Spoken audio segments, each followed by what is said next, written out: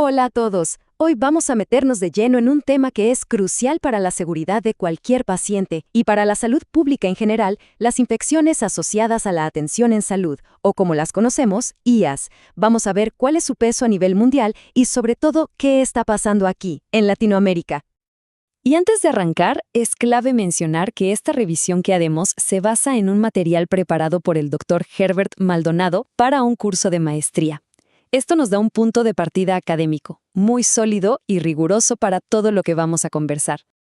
Bien, esta será nuestra ruta. Empezaremos por lo básico, definir qué son. Luego, veremos qué tan grande es el problema en el mundo y en nuestra región. Después, analizaremos por qué ocurren, qué se está haciendo para controlarlas y, para cerrar, hacia dónde debería ir la investigación. Bueno, empecemos por el principio. Para poder hablar del impacto de algo, primero tenemos que saber exactamente de qué estamos hablando. Entonces, ¿qué es una infección asociada a la atención en salud? Dicho de forma sencilla, una IAS es una infección que una persona no tenía cuando entró al hospital. Es algo que se adquiere mientras se recibe atención médica por otra cosa completamente distinta. Es, digamos, una complicación con la que nadie cuenta. A veces se las conoce también como infecciones nosocomiales, por si escuchan ese término por ahí. Y aquí la cosa se pone más específica. No se trata de cualquier infección. Lo normal es que den la cara un par de días después de la hospitalización. Y ojo, a veces el problema aparece cuando la persona ya está de vuelta en su casa. Por esto mismo, son uno de los eventos adversos más comunes y sin duda un verdadero dolor de cabeza para la salud pública. Perfecto, ya sabemos qué son. Ahora, veamos qué tan grande es ese dolor de cabeza si miramos el mapa completo, a nivel mundial. Y les adelanto que la escala es para tomarse un momento y procesarla. Y sí, la palabra clave aquí es millones. No estamos hablando de casos raros o aislados. Cada año, millones de personas en todo el mundo van a un hospital para curarse de algo y, por una cruel ironía, terminan con una nueva infección. Esa es la dimensión real de este problema.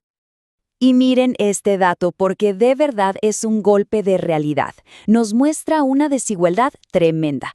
En países de ingresos altos, más o menos un 7% de los pacientes se lleva una de estas infecciones. Pero si vamos a países de ingresos bajos y medianos, la cifra se duplica y con creces. El riesgo de infectarse depende y mucho de la economía del país.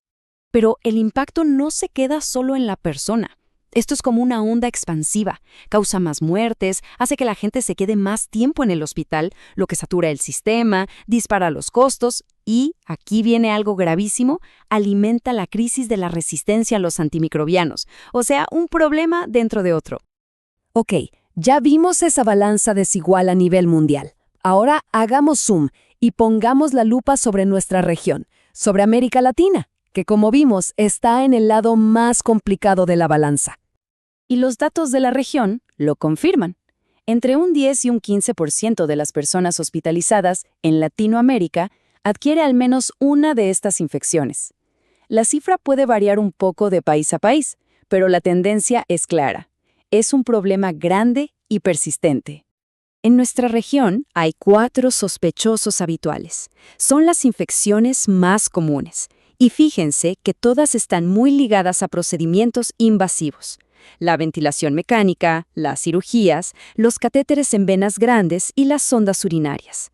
Esto ya nos dice que las unidades de cuidados intensivos son, a menudo, el epicentro del problema. Y esto nos lleva a la pregunta del millón. ¿Por qué nos cuesta tanto controlar esto? Bueno, la respuesta está en barreras estructurales, problemas de fondo.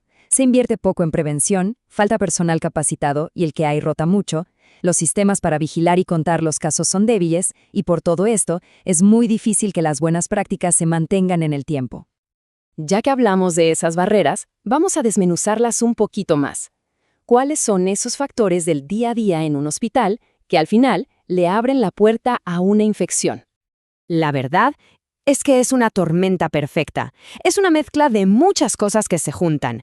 Por un lado, el uso de aparatos médicos que son necesarios pero que tienen sus riesgos. Por otro, la propia condición del paciente. Pero también entran en juego cosas del sistema, la infraestructura del hospital, si hay agua limpia o no, y algo tan básico como que el personal se lave las manos.